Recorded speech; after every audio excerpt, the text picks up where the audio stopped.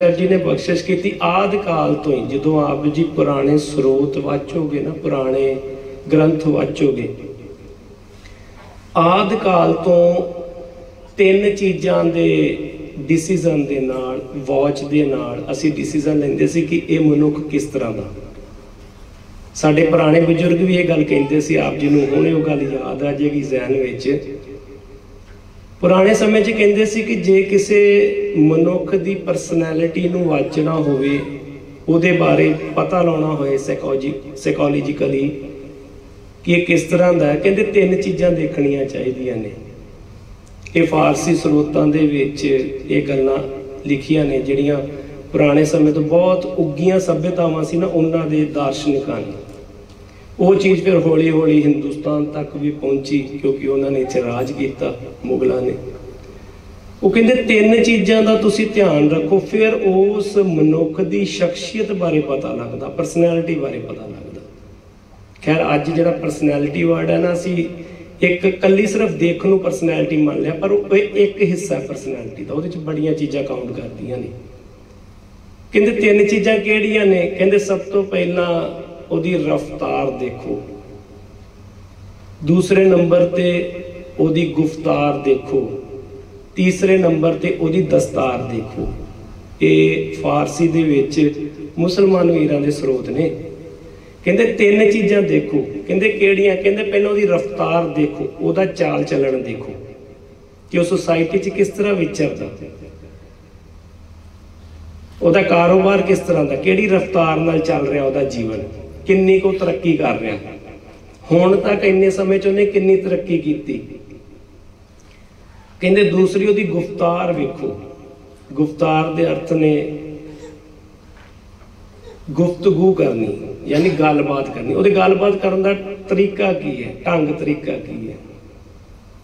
रफ्तार उसकी body language नूं भी तुसीं कह सकदे जे, गुफ्तार उहदे बोल चाल नूं। ते कहते तीसरा, कहते तीसरे उहदी दस्तार देखो। इस्लाम दे विच भी दस्तारधारी वीर पुराने समय च हुंदे सी। आप जी हैरान होवोगे, पग्गां जिहड़ियां ने, दस्तार शब्द ये भी सानू फारसी स्रोतों तो ही आया है। दस्तगीर, दस्तार, दस्त यानी हाथ, आर यानी हत्थां दे नाल सिर ते मरकज नूं ढकना। खैर कहते उहदी दस्तार का रुख ढंग वेख लो, जिद्दां असीं अज वेख लेने ने चिट्टी पग बन्नी है तो फलानी पार्टी का बंदा, जे नीली बन्नी है तो फलानी पार्टी का बंदा, जे इन्हें केसरी बन्नी है तो यह सोच इस तरह, जे दमाला सजाया तो यही सोच आ, तो जे इन्हें तिखी पग बन ली तो फिर मिशनरी। असीं अंदाजा लाउने, अज भी लाउने। वो कहते ये तीन चीज़ां वेखो, तीन चीज़ों तो तुहानू अगले की शख्सियत का पता लग जाएगा। आदि काल तो ये तीन चीज़ां वाचियां जांदियां सी। इसे करके साडे जिहड़े पुराने बजुर्ग ने ना, आप जी ख्याल करियो, वो अज भी किते ना किते कहते, कहते जो बंदे नूं वेखना होवे, उहदा खानदान उहनूं परखना होवे, बोलण की तो लोड़ ही नहीं पैंदी। कहते बस बंदे की जुत्ती वेख लो तो बंदे की पग वेख लो। साडे पुराने बजुर्ग ये गल कहते रहे। कहते दोवां चीज़ां तो उस बंदे की कंडीशन का सारा पता लग जाएगा, तो उहदे घराणे का पता लग जाएगा। उस तरीके नाल पुराने स्रोतां च ये गल कही जाती सी कि रफ्तार, गुफ्तार ते दस्तार, ये तीन चीज़ां वेख लो। गुरु साहब जी गुरु ग्रंथ साहिब महाराज विच एक शब्द भी दर्ज करते हैं, आप उस पासे ना जाइए, समा सीमित है, पर ये तीन चीज़ां आदि काल तो चलदियां ही हैं। जिन्हां दे हाथ विच पावर आई वो जालम बन गए। आदि काल चों ये तीन चीज़ां सी, पर जिहड़ी चौथी चीज़ गुरु पातशाह जी ने इहदे च ऐड करती ते वो सिखां दे विच आई, वो दुनिया दे होर किसे किते दे विच नहीं सी आई। तीन चीज़ां ते ये आ गईयां साडे को फारसी स्रोतां वल्लों, जां उत्थे दी आवाहाय वल्लों, या जिहड़े लोग इत्थे आए जिन्होंने इत्थे राज किया उन्होंने वालों असीं सीख लिया। आसा जी की वार दे विच गुरु साहब जी ने बहुत खुलासा किया इस गल का कि उन्होंने वेख के असीं अपना पहरावा भी बदल दिता, अपनी बोली भी बदल दी। ये तीन चीज़ां ते बहुत जोर दिता, पर जिहड़ी चौथी चीज़ सी, गुरु साहब जी कहते ये चौथी चीज़ तो बगैर ये तिन्ने चीज़ां निष्फल ने, इन्हां दा कोई मतलब नहीं। चौथी चीज किहड़ी सी? वो सी आचार, आचरण। गुरु साहब जी बख्शिश करते ने, कहते ने कि आचार तो बगैर ये तिन्ने चीज़ों का कोई मतलब नहीं रह जाता। ये तिन्ने चीज़ां बिल्कुल उस तरह ही होएगियां जिस तरह बिना विआहण वाले मुंडे तो बगैर बरात, दूल्हे तो बगैर बरात, वर तो बगैर बरात, इन्हां दा मतलब नहीं। गुरु साहब जी बख्शिश करते ने, कहते कि उस परमात्मा परमेश्वर वाहिगुरु जी दे लागे जिन्नियां भी चीज़ां ने, जिन्नियां भी चीज़ां ने, वो सारियां चीज़ां तो सब तो लागे जिहड़ी चीज़ है, गुरु साहब जी जिथे आण के वसदे ने, जिहड़े हिरदे च आण के वसदे ने, सब तो लागे दी चीज़ किहड़ी है? सच्चो उरै सब को ऊपर सच आचार। सारियां चीज़ां जिहड़ियां लागे ने, लागे दियां चीज़ां तो भी सब तो लागे जिहड़ी अकाल पुरख वाहिगुरू जी दे लागे चीज़ है जिहड़ी भाउंदी है, गुरु साहब जी कहंदे सच्चा आचरण। ये ते गुरु साहब जी ने बहुत जोर दिता, बहुत इतिहास भरिया पिया है कि चौथी चीज़ जिहड़ी मनुखता नूं एक गुरु घर ने एक होर बख्शिश की। मैं आप जी के सामने एक दो उदाहरण पेश करनियां चाहुंदा है। मैं बार बार एक बेनती करता हुंदा, गुरु साहब जी कराउंदे ने कि गुरु साहब जी ने जो भी हुक्म किया ना अपने सिख नूं करन वास्ते, वो केवल हुक्म नहीं किया, पहला अपने जीवन दे विच उस चीज़ नूं करके विखाया। पहला अपना एग्जाम्पल। जे गुरु साहब जी ने बख्शिश की, मनुख नूं क्या, सिख नूं क्या, बाणी पढ़, पहला आप पढ़ी, क्या कीर्तन कर, पहला आप किया, लंगर की प्रथा क्या, लंगर जिहड़ा वो दान पुण्य का काम कर, वंड के छकना, पहला आप लंगर आरंभ करवाया, आप वंड के छकिया। ते जिथे गल आई, गुरु साहब कहते नाम जपन की पहला आप जपिया, आसा जी की वार करन की गल आई, पहला आप किया, नितनेम की गल आई, पहला आप किया, धर्मशाला की गल आई, पहला आप बनाईया, ते जिथे शहादत की गल आई उत्थे भी पहला शहादत आप दिती ते सिखां दी झोली पाई। जिथे सरबंस वारन की गल आई उत्थे अपने सिखां नूं दस्सिया कि पुत इदां सरबंस वारी दा, पहला आप वारिया ते फिर वो जज्बा जिहड़ा वो सिखां दी झोली च पाता। उस तरीके नाल जिहड़ा ये सच आचार की गल गुरु साहब बख्शिश करते हैं गुरबाणी दे विच, ये केवल ते केवल गल्लां दे विच नहीं सी। गुरु साहब जी ने एक काव्य रचना दे विच पंक्ति लिखती, कबीर साहब ने इस गल की हामी भी भरी, लोक कहे यह गीत है। कबीर साहब कहते गीत नहीं है, यह तो ब्रह्म विचार। मैं एक बेनती करनी चाहूँगा, धन धन साहिब श्री गुरु नानक देव जी महाराज सुल्तानपुर की धरती ते किरत कर रहे ने। सुल्तानपुर तो 18 किलोमीटर की दूरी ते ये शिहापुर एक पिंड पैंदा है। उस पिंड का एक चौधरी है जिसका नाम है भाई भगीरथ। ये गुरु साहब जी का सिख बनता है, सिक्खी धारण करता है। सुल्तानपुर लोधी एक गरीबड़ा सिख है, उसकी बेटी का आनंद कारज आता है। वो आके गुरु साहब जी को बेनती करता है कि गुरु साहब जी बेटी का आनंद कारज है तो कोई मदद की लोड़ है, हैल्प की लोड़ है। गुरु साहब जी भाई भगीरथ नूं सुल्तानपुर तो हैल्प कर सकते हैं क्योंकि वो मोदी ने, उत्थे दे बादशाह दे मोदी ने। मोदी दे अर्थ की हुंदे ने, आपां सांझ पाई है। असीं मोदी समझते हैं कि वो गुरु साहब जी ने तकड़ी फड़ाती ते 13-13 तोलन लग पे। मोदी की डेफिनेशन तुसीं जे अज दे समय दे विच इसनूं वाचना होवे ते फाइनैंस एंड डिफेंस मिनिस्टर नूं जदों तुसीं कंबाइंड करोगे पावरां नूं ते वो शब्द मोदी बनदा। ते मोदी का 10% जिहड़ा सी अलूफा निकलदा हुंदा सी वखरा, जिन्ना भी बजट हुंदा सी उहदा 10% मोदी नूं जांदा सी। खैर भाई भगीरथ नूं गुरु साहब जी हुक्म करते, कहते लाहौर जा, लाहौर जाके फलाना व्यापारी है, उसका नाम मनसुख है, उत्थे जाके उतों रस्त पानी लैके आ। सुल्तानपुर लोधी विआह है पर गुरु साहब जी उन्होंने लाहौर भेज रहे, खेड है। खैर भाई भगीरथ जी उत्थे पहुँचते हैं, मनसुख नूं चिट्ठी दिंदे गुरु साहब जी की। वो गुरु साहब जी नूं अगे कभी मिलिया ही नहीं, उन्होंने पता नहीं। वो कहते जी मैनूं उन्होंने ये गल कही है, तो कहते सी जिन्ना भी तेरा बनेगा ਚਾਰਜ ਉਹ ਤੁਹਾਨੂੰ ਸੁਲਤਾਨਪੁਰ ਲੋਧੀ ਤੋਂ ਮਿਲ ਜਾਏਗਾ। ਖੈਰ ਭਾਈ ਭਗੀਰਥ ਦੀ ਜੀਵਨ ਸ਼ੈਲੀ ਤੋਂ ਪ੍ਰਭਾਵਿਤ ਹੁੰਦੇ ਨੇ ਮਨਸੁਖ, ਸਾਰਾ ਜਰਸਤ ਪਾਣੀ ਦੇ ਦਿੰਦੇ ਨੇ। ਮਨਸੁਖ ਦੇ ਮਨ ਦੇ ਉੱਤੇ ਇੱਕ ਚੀਜ਼ ਪੈਂਦੀ ਹੈ ਕਿ ਐਸੇ ਗੁਰੂ ਦੇ ਦਰਸ਼ਨ ਕਰਨੇ ਚਾਹੀਦੇ ਜਿਹਦੇ ਸਿੱਖ ਇਹੋ ਜਿਹੇ ਨੇ।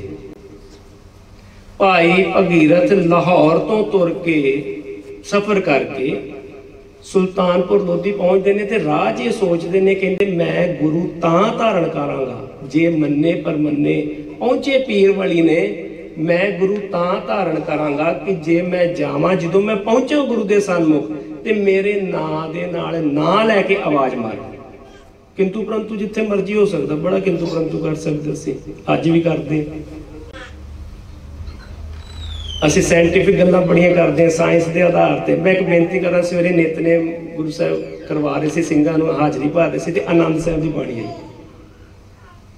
ਆਨੰਦ ਸਾਹਿਬ ਜੀ ਦੀ ਬਾਣੀ ਦੇ ਵਿੱਚ ਗੁਰੂ ਸਾਹਿਬ ਇੱਕ ਪੈਰੇ 'ਚ ਕਈ ਵਾਰ ਨਾ ਇੱਕ ਪੰਕਤੀ ਨੂੰ ਦੋ ਵਾਰਾਂ ਜਾਂ ਤਿੰਨ ਵਾਰਾਂ ਵੀ ਲਿਖਦੇ ਨੇ। ਆਪ ਜੀ ਖਿਆਲ ਕਰੋ, ਜਦੋਂ ਬਾਣੀ ਪੜ੍ਹੋਗੇ ਨਾ, ਬੜੀਆਂ ਪੰਕਤੀਆਂ ਇਹੋ ਜਿਹੀਆਂ ਨੇ ਰਿਪੀਟ ਕਰਦੇ ਨੇ ਗੁਰੂ ਸਾਹਿਬ। ਹੁਣ ਸਾਇੰਟੀਫਿਕਲੀ ਰਿਪੀਟ ਕਰਨ ਦੀ ਤਾਂ ਲੋੜ ਹੀ ਨਹੀਂ ਹੈ, ਇੱਕ ਵਾਰ ਪੰਕਤੀ ਲਿਖਦੀ ਗੱਲ ਮੁੱਕ ਗਈ।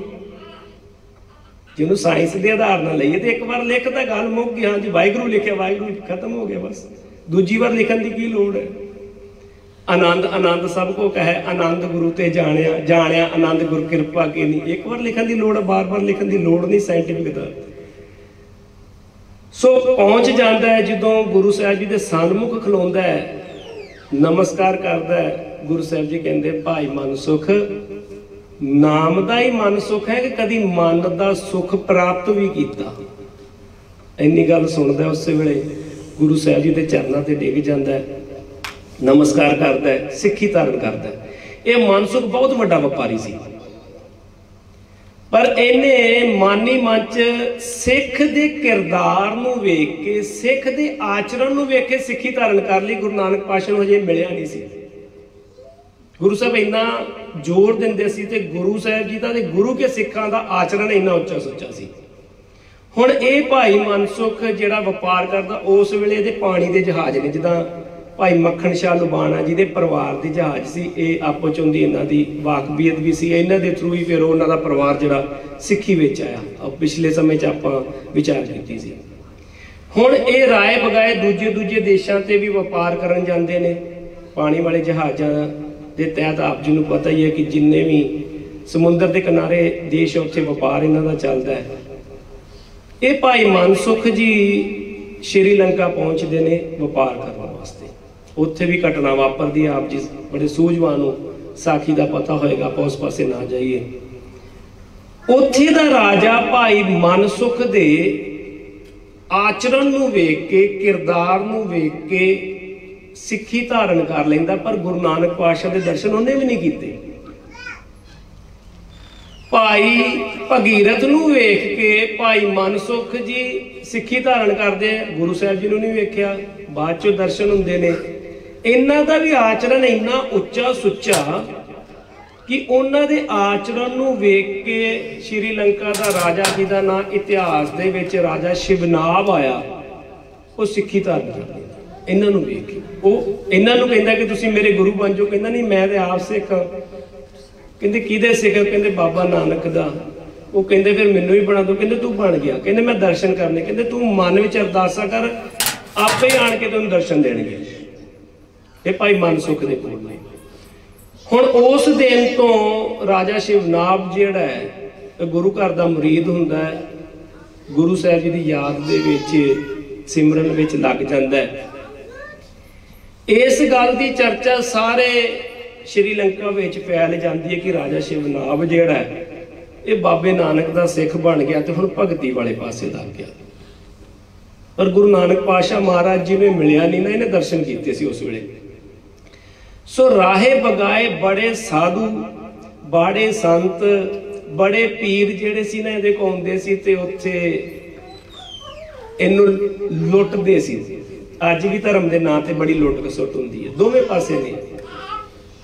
ਸੋ ਜਦੋਂ ਇਹਨੂੰ ਪਤਾ ਲੱਗਾ, ਇੱਕ ਇੱਥੋਂ ਤੱਕ ਕਿ ਇਤਿਹਾਸ 'ਚ ਲਿਖਿਆ ਹੁੰਦਾ ਹੈ ਕਿ ਇੱਕ ਸਾਧੂ ਜਿਹੜਾ ਉਹ ਆਪਣਾ ਨਾਂ ਨਾਨਕ ਰੱਖ ਕੇ ਇਹਦੇ ਕੋਲ ਪਹੁੰਚ ਗਿਆ ਸੀ। ਖੈਰ ਜਦੋਂ ਇਹਨੂੰ ਪਤਾ ਲੱਗਾ ਉਸ ਤੋਂ ਬਾਅਦ ਇਹਨੇ ਇੱਕ ਡਿਸੀਜਨ ਲਿਆ ਕਿ ਜਿਹੜਾ ਵੀ ਸਾਧੂ ਇੱਥੇ ਮੇਰੇ ਕੋਲ ਆਏਗਾ ਤੇ ਉਹਦੀ ਪਰਖ ਹੋਇਆ ਕਰੇਗੀ, ਉਹਦਾ ਟੈਸਟ ਲਿਆ ਕਰਾਂਗੇ। ਟੈਸਟ ਕੀ ਸੀ? ਟੈਸਟ ਦਾ ਲੈਵਲ ਕੀ ਸੀ? ਜਿਹੜਾ ਵੀ ਸਾਧੂ ਸੰਤ ਇਹਦੇ ਕੋਲ ਪਹੁੰਚਦਾ ਸਭ ਤੋਂ ਪਹਿਲਾਂ ਇਹਨੇ ਆਪਣੇ ਸੇਵਾਦਾਰਾਂ ਨੂੰ, ਦਰਬਾਨਾਂ ਨੂੰ ਇਹ ਕਿਹਾ ਹੁੰਦਾ ਕਿ ਉਹਨੂੰ ਵਧੀਆ ਪ੍ਰਸ਼ਾਦਾ ਪਾਣੀ ਛਕਾਓ। ਕੁਛ ਤੇ ਪ੍ਰਸ਼ਾਦਾ ਪਾਣੀ ਛਕ ਕੇ ਵਾਪਸ ਚਲੇ ਜਾਂਦੇ, ਕੁਛ ਪ੍ਰਸ਼ਾਦਾ ਪਾਣੀ ਛਕ ਕੇ ਬੈਠ ਜਾਂਦੇ। ਉਸ ਤੋਂ ਬਾਅਦ ਉਹਨਾਂ ਨੂੰ ਵਸਤਰ ਦਿਓ। ਦੇਖਦਾ ਸੀ ਕਿ ਹਰ ਬੰਦੇ ਦੀ ਨਾ ਇੱਕ ਕੀਮਤ ਹੁੰਦੀ ਹੈ, ਇਹਨਾਂ ਦੀ ਭਗਤੀ ਦੀ ਕੀਮਤ ਕੀ ਹੈ। ਪ੍ਰਸ਼ਾਦੇ ਤੋਂ ਬਾਅਦ ਵਸਤਰ ਦਿੱਤੇ ਜਾਂਦੇ। ਕਈ ਮੇਰੇ ਵਰਗੇ ਸੋਹਣੇ ਜਿਹੇ ਵਸਤਰ ਵੇਖ ਕੇ ਖੁਸ਼ ਹੋ ਜਾਂਦੇ, ਵਸਤਰ ਲੈ ਕੇ ਚਲੇ ਜਾਂਦੇ। ਜਿਹੜੇ ਫਿਰ ਵੀ ਬੈਠੇ ਰਹਿੰਦੇ ਉਹਨਾਂ ਨੂੰ ਫਿਰ ਥੋੜਾ ਬਹੁਤਾ ਜਿੱਦਾਂ ਅਸ਼ਰਫੀਆਂ ਜਾਂ ਪੈਸਾ ਧੇਲਾ ਦੇ ਦਿੰਦੇ। ਹੁਣ ਕਈ ਪੈਸੇ ਧੇਲੇ ਨੂੰ ਵੇਖ ਕੇ ਕਿ ਹੁਣ ਚੱਲੀ ਆਪਾਂ ਇੱਥੇ ਕੀ ਲੈਣਾ, ਪੈਸੇ ਮਿਲ ਗਏ ਨਿਕਲੀਏ ਇੱਥੋਂ। ਉਹਨਾਂ ਨੂੰ ਰਾਜਾ, ਉਹਨਾਂ ਕੋਲ ਦਿਹਾੜੀ ਲਵਾਉਣ ਲੱਗ ਪਏ, ਕਈ ਪੈਸੇ ਲੈ ਕੇ ਨਿਕਲ ਜਾਂਦੇ। ਜਿਹੜੇ ਫਿਰ ਵੀ ਨਾ ਜਾਂਦੇ, ਉਸ ਤੋਂ ਬਾਅਦ ਫਿਰ ਉਹਨਾਂ ਦੇ ਸਾਹਮਣੇ ਕੁਛ ਸੋਨਾ ਜਾਂ ਕੁਛ ਚਾਂਦੀ ਦੇ ਗਲਾਸ ਜਾਂ ਗੜਵੀਆਂ ਜਾਂ ਕੌਲੀਆਂ ਪੇਸ਼ ਕੀਤੀਆਂ ਜਾਂਦੀਆਂ। ਹੁਣ ਤਕਰੀਬਨ 90% ਤੇ ਇੱਥੇ ਹੀ ਜਿਹੜੇ ਉਹ ਜੋ ਉਹਨਾਂ ਨੇ ਆਪਣੇ ਕੱਪੜਾ ਬੰਨਿਆ ਹੁੰਦਾ, ਝੋਲੀ ਬਣਾਈ ਹੁੰਦੀ, ਉਹਦੇ ਚ ਪਾ ਕੇ ਤੇ ਸੋਨਾ ਚਾਂਦੀ ਮਿਲ ਗਿਆ, ਉਹ ਨਿਕਲ ਗਏ। ਤੇ ਜੇ ਇਸ ਲੈਵਲ ਤੇ ਵੀ ਆਣ ਕੇ ਕੋਈ ਨਾ ਡਿੱਗਦਾ, ਫਿਰ ਉਹਦਾ ਜਿਹੜਾ ਸਭ ਤੋਂ ਲਾਸਟ ਮਾਪਦੰਡ ਸੀ ਸਾਧੂਆਂ ਨੂੰ ਪਰਖਣ ਦਾ, ਉਹ ਇਹ ਸੀ ਕਿ ਉਸ ਰਾਜ ਦੇ ਵਿੱਚ ਜਿਹੜੀਆਂ ਬਹੁਤ ਖੂਬਸੂਰਤ ਸੇਵਾਦਾਰਨੀਆਂ ਸਨ, ਜਿਸ ਤਰ੍ਹਾਂ ਵੀ ਪਿਛਲੇ ਸਮੇਂ 'ਚ ਅਪਸਰਾਂ ਕਹਿੰਦੇ, ਕੋਈ ਰਿਸ਼ੀ ਮੁਨੀ ਤਪ ਕਰਦਾ ਤੇ ਉਹਦਾ ਤਪ ਭੰਗ ਕਰਨ ਵਾਸਤੇ ਅਪਸਰਾਵਾਂ ਹੁੰਦੀਆਂ। ਇਸ ਤਰ੍ਹਾਂ ਦੇ ਤਰੀਕੇ ਦੇ ਵਿੱਚ ਉਹਨਾਂ ਦੇ ਹੱਥਾਂ 'ਚ ਥਾਲ ਹੁੰਦੇ, ਥਾਲ ਦੇ ਵਿੱਚ ਹੀਰੇ ਮੋਤੀ ਹੁੰਦੇ ਤੇ ਨਾਲ ਉਹਦੇ ਵਿੱਚ ਜਿਹੜਾ ਸੀ ਸੋਮ ਰਸ ਹੁੰਦਾ, ਭਾਵ ਬੜੀ ਉੱਚ ਕੋਟੀ ਦੀ ਅੰਗੂਰਾਂ ਦੀ ਸ਼ਰਾਬ ਕਹਿ ਲਓ ਜਾਂ ਰਸ ਕਹਿ ਲਓ, ਕੋਈ ਇਹੋ ਜਿਹਾ ਹੁੰਦਾ। ਹੁਣ ਜਿੱਥੇ ਦੋ ਚੀਜ਼ਾਂ ਆ ਜਾਂਦੀਆਂ ਸੀ, ਉੱਥੇ 100% ਲੋਕ ਹੀ ਜਿਹੜੇ ਉਹ ਨਾਲੇ ਤੇ ਹੀਰੇ ਮੋਤੀ ਲੈ ਲੈਣੇ, ਨਾਲੇ ਉਹਨਾਂ ਨੇ ਉੱਥੇ ਨੱਚਣ ਲੱਗ ਪੈਣਾ। ਅਫਸਰਾਵਾਂ ਨੇ ਗਾਉਣ ਵਜਾਣ ਹੋਣਾ, ਉਹਦੇ 'ਚ ਉਹਨਾਂ ਨੇ ਮਧਰਾ ਪੀ ਲੈਣੀ, ਮਸਤ ਹੋ ਜਾਣਾ ਤੇ ਪਤਾ ਲੱਗ ਜਾਣਾ ਕਿ ਇਹਨਾਂ ਦਾ ਲੈਵਲ ਇੱਥੇ ਤੱਕ ਹੈ। ਇਹ ਇਹਨੇ ਪੈਰਾਮੀਟਰ ਰੱਖਿਆ ਹੁੰਦਾ ਸੀ ਪਰਖਣ ਦਾ, ਕਿਉਂਕਿ ਗੁਰੂ ਨਾਨਕ ਪਾਤਸ਼ਾਹ ਦਾ ਸਿੱਖ ਇਹ ਬਣ ਗਿਆ ਸੀ, ਅਜੇ ਦਰਸ਼ਨ ਨਹੀਂ ਸੀ ਕੀਤੇ ਇਸਨੇ। ਸਮਾਂ ਗੁਜ਼ਰਦਾ ਗਿਆ, ਗੁਰੂ ਸਾਹਿਬ ਜੀ ਦੀ ਉਦਾਸੀਆਂ ਜਦੋਂ ਅਸੀਂ ਪੜ੍ਹਦੇ ਹਾਂ, ਗੁਰੂ ਸਾਹਿਬ ਜੀ ਸ਼੍ਰੀ ਰਾਜਾ ਸ਼ਿਵਨਾਭ ਤੱਕ ਪਹੁੰਚਦੇ ਨੇ ਸ਼੍ਰੀਲੰਕਾ ਦੇ ਵਿੱਚ। ਗੁਰੂ ਸਾਹਿਬ ਜਾ ਕੇ ਬਾਗ ਵਿੱਚ ਬੈਠ ਜਾਂਦੇ ਨੇ। ਰਾਜੇ ਨੂੰ ਨਹੀਂ ਕਹਿੰਦੇ ਕਿ ਕੋਈ ਆਇਆ ਕਿ ਨਹੀਂ ਆਇਆ। ਉੱਥੇ ਗੁਰੂ ਸਾਹਿਬ ਜੀ ਭਾਈ ਮਰਦਾਨਾ ਜੀ ਨੂੰ ਕਹਿੰਦੇ, ਮਰਦਾਨਿਆਂ ਰਬਾਬ ਛੇੜ ਤੁਰ ਕੀ ਬਾਣੀ ਆਈ। ਗੁਰੂ ਸਾਹਿਬ ਕੀਰਤਨ ਕਰਦੇ ਨੇ। ਬਾਗ ਦਾ ਮਾਲੀ ਜਾ ਕੇ ਦੱਸਦਾ ਰਾਜੇ ਨੂੰ ਕਿ ਦੋ ਮਹਾਂਪੁਰਸ਼ ਜਿਹੜੇ ਨੇ ਉਹ ਬਾਗ ਵਿੱਚ ਆਏ ਨੇ, ਤੇ ਮੈਂ ਵੇਖਿਆ ਕਿ ਜਿਹੜੇ ਬਾਗ ਦੇ ਫੁੱਲ ਵੀ ਨੇ ਨਾ, ਜਿਹੜੇ ਮੁਰਝਾਏ ਸੀ ਉਹ ਵੀ ਖਿੜ ਗਏ ਨੇ। ਤੋ ਪਤਾ ਨਹੀਂ ਕਿਹੜਾ ਅਲਾਪ ਅਲਾਪਰ ਰਹੇ ਨੇ। ਇਸ ਤਰ੍ਹਾਂ ਲੱਗ ਰਿਹਾ ਕਿ ਜਿਸ ਤਰ੍ਹਾਂ ਬਾਗ ਦੇ ਵਿੱਚ ਜਿੰਨੇ ਪਸ਼ੂ ਪੰਛੀ ਨੇ, ਰੁੱਖ ਨੇ, ਪੱਤੇ ਨੇ, ਫੁੱਲ ਨੇ, ਉਹ ਮਸਤ ਹੋਏ ਪਏ ਨੇ ਤੇ ਝੂਮ ਰਹੇ ਨੇ। ਇਹਦੇ ਮਨ ਵਿੱਚ ਇੱਕ ਹੁੱਕ ਪੈਂਦੀ, ਛੇਤੀ ਨਾਲ ਭੱਜਣ ਲੱਗਦਾ, ਕਹਿੰਦਾ ਨਹੀਂ ਮਤਾਂ ਕਿਤੇ ਪਹਿਲੇ ਝੂਠੇ ਨਾਨਕ ਵਾਂਗੇ ਕੋਈ ਨਵਾਂ ਬਹਿਰੂਪੀ ਆ ਗਿਆ ਹੋਵੇ। ਸੋ ਇਹ ਸਾਰੀਆਂ ਚੀਜ਼ਾਂ ਗੁਰੂ ਨਾਨਕ ਪਾਤਸ਼ਾਹ ਮਹਾਰਾਜ ਜੀ ਤੇ ਉਹ ਟਰਾਈ ਕਰਦਾ, ਸਾਰੇ ਫਾਰਮੂਲੇ ਜਿਹੜੇ ਮੈਂ ਬੇਨਤੀ ਕੀਤੇ। ਜਦੋਂ ਅਖੀਰਲਾ ਫਾਰਮੂਲਾ ਆਉਂਦਾ, ਉਹ ਸਾਰੀਆਂ ਰਾਜ ਘਰਾਣੇ ਦੀਆਂ ਜਿਹੜੀਆਂ ਅਫਸਰਾਂ ਨੇ, ਉਹ ਵਾਰੀ-ਵਾਰੀ ਹੱਥ ਵਿੱਚ ਵੱਡੇ ਵੱਡੇ ਥਾਲ ਲੈ ਕੇ ਆਉਂਦੀਆਂ, ਨ੍ਰਿਤ ਕਰਨ ਲੱਗਦੀਆਂ ਨੇ। ਤੇ ਗੁਰੂ ਪਾਤਸ਼ਾਹ ਜੀ ਭਾਈ ਮਰਦਾਨਾ ਜੀ ਨੂੰ ਕਹਿੰਦੇ, ਮਰਦਾਨਿਆ ਰਬਾਬ ਛੇੜ। ਗੁਰੂ ਸਾਹਿਬ ਜੀ ਉਸ ਵੇਲੇ ਸ਼ਬਦ ਉਚਾਰਨ ਕਰਦੇ ਨੇ, ਧੰਨ ਧੰਨ ਸਾਹਿਬ ਸ੍ਰੀ ਗੁਰੂ ਗ੍ਰੰਥ ਸਾਹਿਬ ਮਹਾਰਾਜ ਜੀ ਸ਼ਬਦ ਜਿਹੜਾ ਗੁਰੂ ਸਾਹਿਬ ਨੇ ਅੰਕਿਤ ਕੀਤਾ ਹੈ। ਸ਼ਬਦ ਦੀਆਂ ਪੰਕਤੀਆਂ ਨੇ, ਗਾਸ਼ੋ ਪੁੱਤਰੀ ਰਾਜ ਕੁਵਾਰ ਨਾਮ ਭਣੋ ਦਤ ਦੇਤ ਸਵਾਰ। ਕਿ ਇਹ ਮੇਰੀਆਂ ਰਾਜ ਕੁਮਾਰ ਪੁੱਤਰੀਓ, ਸੱਚ ਦਾ ਜਿਹੜਾ ਨਾਮ ਜਪੋ, ਉਹ ਨਾਮ ਜਪਿਆ ਹੀ ਗਤੀ ਹੋਣੀ ਹੈ। ਇਹਨਾਂ ਨਾਟਕ ਚੇਟਕਾਂ ਦੇ ਵਿੱਚ ਗਤੀ ਨਹੀਂ ਹੋਣੀ। ਗੁਰੂ ਸਾਹਿਬ ਇਹ ਸਾਰਾ ਸ਼ਬਦ ਅਲਾਪ ਦੇ ਨੇ, ਉਹ ਜਿੱਥੇ ਖਲੋਤੀਆਂ ਹੁੰਦੀਆਂ ਉੱਥੇ ਉਹ ਬੁੱਤ ਬਣ ਕੇ ਤੇ ਗੁਰੂ ਸਾਹਿਬ ਜੀ ਦੇ ਅਲਾਪ ਨੂੰ, ਕੀਰਤਨ ਨੂੰ ਸਰਵਣ ਕਰ ਲੈਂਦੀਆਂ, ਮੰਤਰ ਮੁਗਧ ਹੋ ਜਾਂਦੀਆਂ। ਹੁਣ ਜਦੋਂ ਸਾਰੀਆਂ ਮੰਤਰ ਮੁਗਧ ਹੋ ਗਈਆਂ, ਬਾਅਦ ਚੋਂ ਗੁਰੂ ਸਾਹਿਬ ਜੀ ਦੇ ਚਰਨਾਂ 'ਚ ਪੈਂਦੀਆਂ ਨੇ, ਮਾਫੀ ਮੰਗਦੀਆਂ ਨੇ। ਰਾਜੇ ਸ਼ਿਵਨਾਮ ਨੂੰ ਪਤਾ ਲੱਗਦਾ, ਰਾਜਾ ਸ਼ਿਵਨਾਮ ਉੱਥੇ ਆਉਂਦਾ, ਮਾਫੀ ਮੰਗਦਾ। ਰਾਜਾ ਸ਼ਿਵਨਾਮ ਗੁਰੂ ਸਾਹਿਬ ਜੀ ਨੂੰ ਕਹਿੰਦਾ ਜੀ ਮੇਰੇ ਕੋਲ ਬਹੁਤ ਵੱਡੀ ਗਲਤੀ ਹੋ ਗਈ, ਪਰ ਆਹ ਸਾਰੀ ਕਹਾਣੀ ਇਸ ਤਰ੍ਹਾਂ ਹੈ, ਪਰ ਮੈਂ ਪਹਿਲਾ ਐਸਾ ਵਲੀ ਵੇਖਿਆ ਕਿ ਜਿਹੜੀਆਂ ਇਹਨਾਂ ਚੀਜ਼ਾਂ ਤੋਂ ਉੱਪਰ ਹੈ, ਤੇ ਬਖਸ਼ਿਸ਼ ਕਰੋ, ਕਿਰਪਾ ਕਰੋ, ਮੈਨੂੰ ਇਹ ਗੱਲ ਦੱਸੋ ਕਿ ਜੇ ਪਰਮਾਤਮਾ ਨੂੰ ਬਹੁਤ ਛੇਤੀ ਮਿਲਣਾ ਹੋਵੇ, ਸਮਾਂ ਬਹੁਤ ਸੀਮਤ ਹੈ, ਮਨੁੱਖਾ ਜਨਮ ਬਹੁਤ ਛੋਟਾ ਹੈ, ਕਈ ਵਾਰ ਅਸੀਂ ਫਿਕਰ ਕਰਦੇ ਕਿ ਜਨਮ ਲੰਘ ਗਿਆ, ਕੁਛ ਨਹੀਂ ਹੋਇਆ, ਤੇ ਸਭ ਤੋਂ ਛੇਤੀ, ਸਭ ਤੋਂ ਰਫਤਾਰ ਵਾਲੀ ਭਗਤੀ ਕਿਹੜੀ ਹੈ? ਤੇ ਗੁਰੂ ਸਾਹਿਬ ਜੀ ਉੱਥੇ ਜਿਹੜਾ ਉਹ ਸਾਰਾ ਸਿਧਾਂਤ ਉਹਨਾਂ ਨੂੰ ਬਖਸ਼ਿਸ਼ ਕਰਦੇ ਨੇ। ਜੇ ਅਸੀਂ ਉਹਨੂੰ ਗੁਰਬਾਣੀ ਦੇ ਵਿੱਚ, ਪਾਵਨ ਪੰਕਤੀ ਦੇ ਵਿੱਚ ਉਚਾਰਨ ਕਰਾਂਗੇ ਤੇ ਉਹਦਾ ਅਰਥ ਇਹੀ ਬਣੇਗਾ, ਸੱਚੋ ਉਰੈ ਸਭ ਕੋ ਉੱਪਰ ਸੱਚ ਆਚਾਰ। ਸੱਚਾ ਆਚਰਣ ਰੱਖ ਕੇ ਜਦੋਂ ਉਸ ਪਰਮਾਤਮਾ ਦੀ ਭਗਤੀ ਕਰੋਗੇ।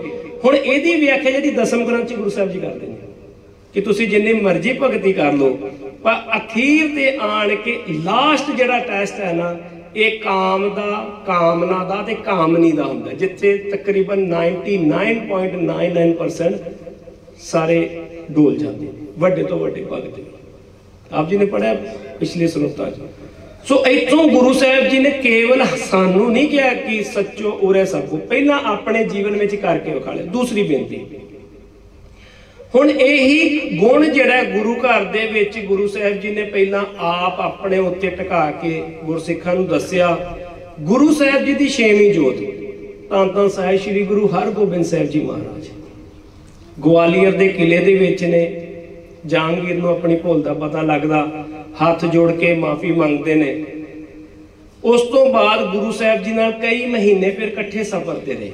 ਆਪ ਜੀ ਨੇ ਇੱਕ ਸਾਖੀ ਸੁਣੀ ਹੋਏਗੀ ਕਿ ਕਸ਼ਮੀਰ ਦੇ ਵਿੱਚ ਨਿਸ਼ਾਤ ਬਾਗ ਤੇ ਸ਼ਾਲੀਮਾਰ ਬਾਗ, ਇਹ ਦੋ ਬਾਗ ਨੇ। ਇੱਕ ਬਾਗ ਦੇ ਵਿੱਚ ਜਹਾਂਗੀਰ ਦਾ ਪੜਾਅ ਹੁੰਦਾ ਤੇ ਇੱਕ ਬਾਗ ਦੇ ਵਿੱਚ 6ਵੇਂ ਪਾਤਸ਼ਾਹ ਧੰਨ ਧੰਨ ਸਾਹਿਬ ਸ੍ਰੀ ਗੁਰੂ ਹਰਗੋਬਿੰਦ ਸਾਹਿਬ ਜੀ ਮਹਾਰਾਜ ਜੀ ਦਾ ਪੜਾਅ ਹੁੰਦਾ ਤੇ ਇੱਕ ਘਾਈ ਆਉਂਦਾ। ਉਸ ਘਾਈ ਨੇ ਵੀ ਗੁਰੂ ਸਾਹਿਬ ਜੀ ਨੂੰ ਹਜੇ ਨਹੀਂ ਦੇਖਿਆ, ਜਿੱਦਾਂ ਭਾਈ ਭਗੀਰਥ ਨੇ ਨਹੀਂ ਸੀ ਦੇਖਿਆ, ਸਿੱਖ ਬਣ ਗਿਆ ਸਿੱਖਾਂ ਦੇ ਆਚਰਣ ਤੋਂ। ਭਾਈ ਮਨਸੁਖ ਨੇ ਗੁਰੂ ਸਾਹਿਬ ਦੇ ਦਰਸ਼ਨ ਨਹੀਂ ਕੀਤੇ, ਸਿੱਖ ਬਣ ਗਿਆ ਸਿੱਖਾਂ ਦੇ ਆਚਰਣ ਨੂੰ ਦੇਖ ਕੇ। ਰਾਜਾ ਸ਼ਿਵਨਾਭ ਗੁਰੂ ਸਾਹਿਬ ਜੀ ਦੇ ਦਰਸ਼ਨ ਨਹੀਂ ਕੀਤੇ, ਸਿੱਖ ਬਣ ਗਿਆ ਸਿੱਖਾਂ ਦੇ ਆਚਰਣ ਤੋਂ। ਇੱਕ ਘਾਈ, ਇੱਕ ਰਾਜੇ ਦੀ ਆਪਾਂ ਗੱਲ ਕੀਤੀ, ਇੱਕ ਘਾਈ ਦੀ ਮੈਂ ਬੇਨਤੀ ਕਰਾਂ। ਉਹ ਕਹਿੰਦਾ ਮੈਂ ਸੁਣਿਆ ਗੁਰੂ ਸਾਹਿਬ ਜੀ ਇੱਥੇ ਪਹੁੰਚੇ ਨੇ ਤੇ ਮੈਂ ਵੀ ਕੁਝ ਤਿਲ ਫੁੱਟ ਜਿਹੜਾ ਹੈ ਗੁਰੂ ਸਾਹਿਬ ਜੀ ਦੇ ਹਜ਼ੂਰ ਜਾਵਾਂ ਤੇ ਮੱਥਾ ਟੇਕਾਂ। ਉਹ ਰੋਜ਼ ਇੱਕ ਘਾਹ ਦੀ ਪੰਡ ਖੋਦ ਕੇ ਨਾ ਬਾਜ਼ਾਰ 'ਚ ਵੇਚਦਾ ਹੁੰਦਾ ਸੀ।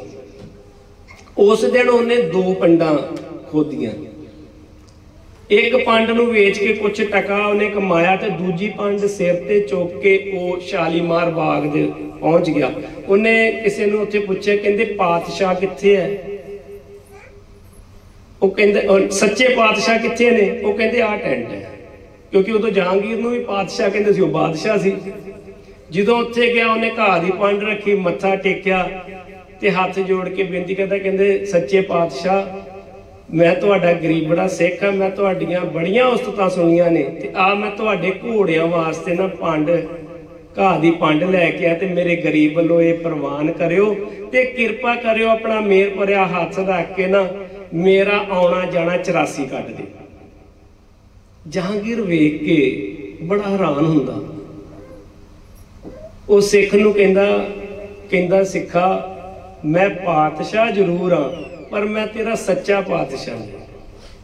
ਮੈਂ ਪਾਤਸ਼ਾਹ, ਤੇਰਾ ਸੱਚੇ ਪਾਤਸ਼ਾਹ ਜਿਹੜਾ ਨਾ ਉਹ ਦੂਸਰੇ ਬਾਗ ਦੇ ਵਿੱਚ ਉੱਥੇ ਪੜਾ ਕੀਤਾ, ਤੰਬੂ ਉੱਥੇ ਲੱਗਾ। ਉਹ ਛੇਤੀ ਨਾਲ ਟਾਕਾ ਵੀ ਚੁੱਕਦਾ ਤੇ ਆਪਣੀ ਪੰਡ ਵੀ ਚੁੱਕਦਾ।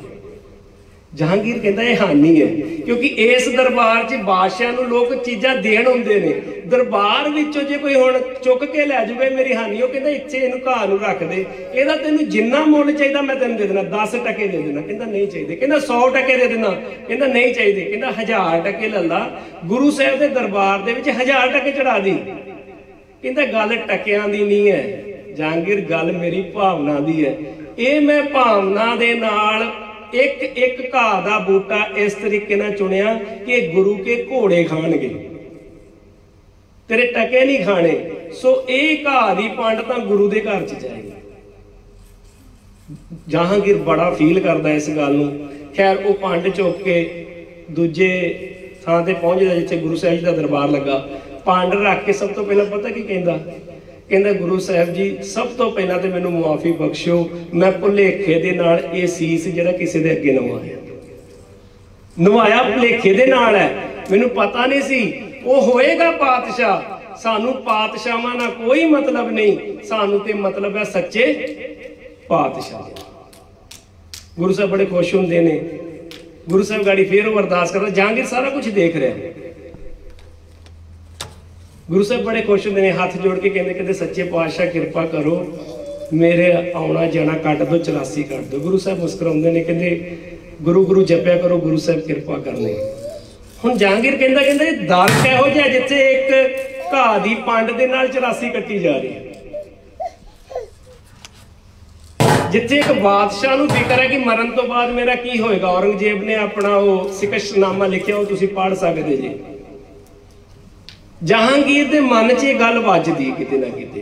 कुछ दिन लंघदे ने, जहांगीर दी जिहड़ी महाराणी है पटराणी है, जिहदा नाम उस वेले इतिहास नूर जहां दा खिताब नूं दिता, ना उहदा जेबू निसा सी। जहांगीर दे दोस्त दी पत्नी सी शेर मुहम्मद खान दी, ते जहांगीर ने उन्हों धोखे दे नाल जंग दे मैदान च मरवाया सी कि वो नूरजहां दा नाल निकाह कर सके। इस तरीके नाल उन्हें निकाह कीता सी। उस समय दे जिहड़े लिखारी ने वो ये लिखते हैं कि जेबू निसा उस समय दी ऐसी सुंदर इस्त्री सी कि सारे संसार दे विच उहदे मुकाबले दूसरी सुंदरता किसी को नहीं सी। बड़ी उन्होंने नज़मां लिखी होंदी सुंदरता दी। इस करके उस नूं खिताब मिलिया सी नूरी जहां, कि जहान दा नूर एक थां ते करिए ते ऐसी सुंदरता बनदी है। नूर जहां कहंदी जहांगीर नूं, कहंदी पातशाह तू भी है, ते सच्चे पातशाह सिख उन्हां नूं भी कहंदे ने। मैं देखदी हां सवेर तो लैके रात तक उस पासे लैना नहीं टुटदियां नमस्कार करने वालियां दियां, ते तेरे को अवल ते कोई आउंदा नहीं, ते जेड़ा भी आउंदा दुखियारा ही आउंदा, ते इत्थों दुखी जांदा। सारियां दियां मनोकामना पूरियां नहीं होंदियां, भाव सारियां नूं तूं इंसाफ नहीं दिंदा। वो सच्चे पातशाह किद्दां होया? वो फिर जहांगीर सारी गल दसदा, कहंदे कि एक घाई आया सी, आ गल होई। नूर जहां कहंदी कहंदी फिर मेरी ना एक बेनती है तुहाडे अगे, अर्ज है। कहंदे दसो? कहंदे मैं उन्हां दे ना दर्शन करन जाना चाहुंदी, उन्हां दे दरबार च। जहांगीर कहंदा कोई गल नहीं, जा सकदी तूं। कहंदी पर मैं बिना प्रोटैक्शन दे जाना चाहुंदी, बिना बॉडीगार्ड दे जाना चाहुंदी, क्योंकि उस वेले दा नियम हुंदा सी औरत नूं उस तरह नहीं सी भेजदे। नाले इस्लाम च अज भी तुसीं वेख लो, जिहड़े बगाने बंदे दे सामने भरा नूं पति नूं ते प्यो नूं छड्ड के वो पर्दा करदे ने। पर्दे तो बगैर जाना चाहुंदी आ, बॉडीगार्ड्स तो बगैर जाना। वो कहंदे कोई गल नहीं। नूर जहां तैयारी करदी अगले दिन गुरु घर जाण वास्ते। इतिहास दसदा है कि नूर जहां को ਜਿਹੜੇ सब तो महंगे गहने सी ਉਹ ਤੇ ਜਿਹੜਾ सब तो महंगा ਉਹਦਾ ਪਹਿਰਾਵਾ ਸੀ, ਜਦੋਂ ਉਸ ਟਾਈਮ ਕੋਈ ਵੀ ਪਹਿਰਾਵਾ ਪਾਉਂਦੇ ਹੋਣਗੇ ਲਹਿੰਗਾ ਟਾਈਪ। ਇਤਿਹਾਸ 'ਚ ਲਿਖਿਆ ਕਹਿੰਦੇ ਉਹ ਤਕਰੀਬਨ ਉਹਦੇ ਤੇ ਸੋਨੇ ਦੀ ਕਢਾਈ ਹੋਈ ਸੀ ਤੇ ਹੀਰੇ ਜਵਾਹਰਾਤ ਲੱਗੇ ਸੀ, ਤੇ ਤਕਰੀਬਨ ਉਹਦੀ ਕੀਮਤ 22 ਲੱਖ ਰੁਪਇਆ ਸੀ ਉਸ ਵੇਲੇ। इतिहासकार लिखते हैं ते ओदा 15 तो 16 किलो भार सी उस पोशाके दा जिहड़ा उहने पाया सी। उस पोशाके नूं पाउण ते क्योंकि पिछों लड़ियां बड़ियां लम्मे सी, आप जी देख जी ते पुराने समय जिहड़े राजे महाराजे पोशाका पाउंदे सी, पिछे जिहड़ा जमीन ते नाल रगड़ के जांदा हुंदा सी। उस पोशाके नूं तकरीबन 10 तो 12 ਉਹਦੀਆਂ ਦਾਸੀਆਂ ਨੇ ਪਿੱਛੋਂ ਫੜ ਕੇ ਚੁੱਕ ਕੇ ਰੱਖਿਆ ਸੀ, ਇੰਨਾ ਭਾਰਾ ਸੀ।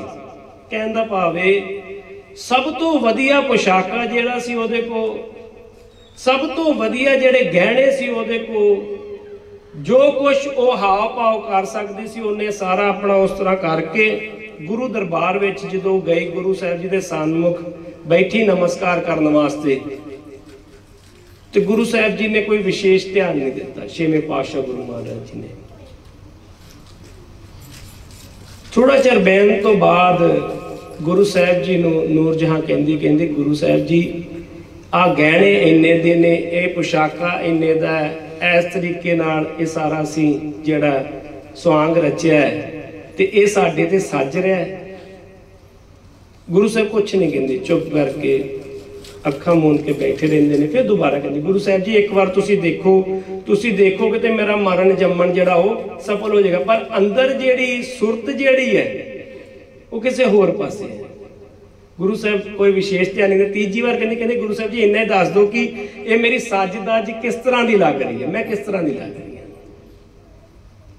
गुरु साहब नूर जहां वाल देखते ने ते नूर जहां नूं कहंदे ने गाशो पुत्री राजकुमार। ये पहले पातशाह वाला कंसैप्ट ही गुरु साहब दोहराउंदे ने, पर पंक्तियां होर ने।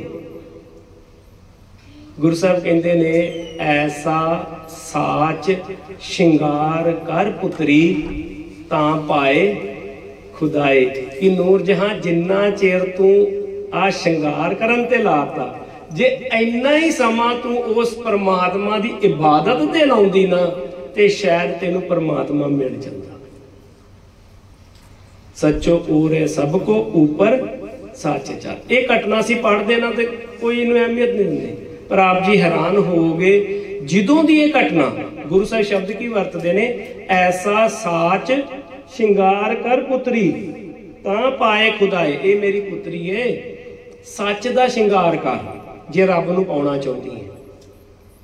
हुण गुरु साहब जी जिस नूं पुत्री कह रहे हैं वो कौन है? उस वेले संसार दा नूर, उस वेले नूर जहां दी तकरीबन उम्र जिहड़े इतिहासकार ने वो लिखते हैं 31 साल।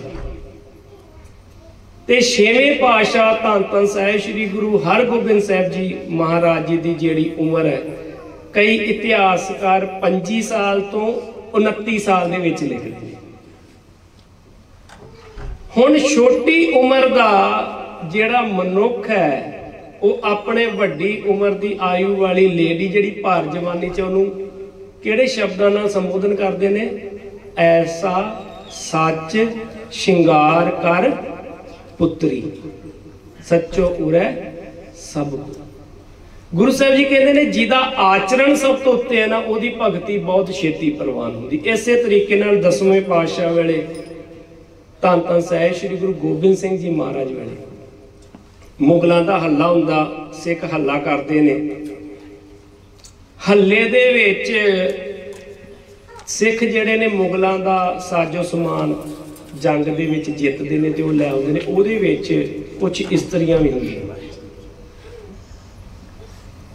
हुण ओह अपने विच खुसर खुसर करते हैं कि ये साडे नाल इन्नियां जातियां करदे, साडे बच्चिआं नूं इदां शहीद करदे आ, साडियां ਸਿੰਘਣੀਆਂ नूं शहीद करदे, असीं ओहदा बदला जिहड़ा इन्ना को लैणा। ये गल गुरु साहब जी तक पहुँचती, दरबार च पहुँचती। गुरु साहब सारिਆਂ ਨੂੰ बुलाते, सारे सिखां ਨੂੰ। हुण सारे सिख कहते नहीं जी गुरु साहब जी ये साडे नाल इदां करदे, असीं भी इन्हां नाल इदां करना। गुरु साहब जी कहते इदां नहीं करना। उस वेले ग्रंथां दे बोल ने,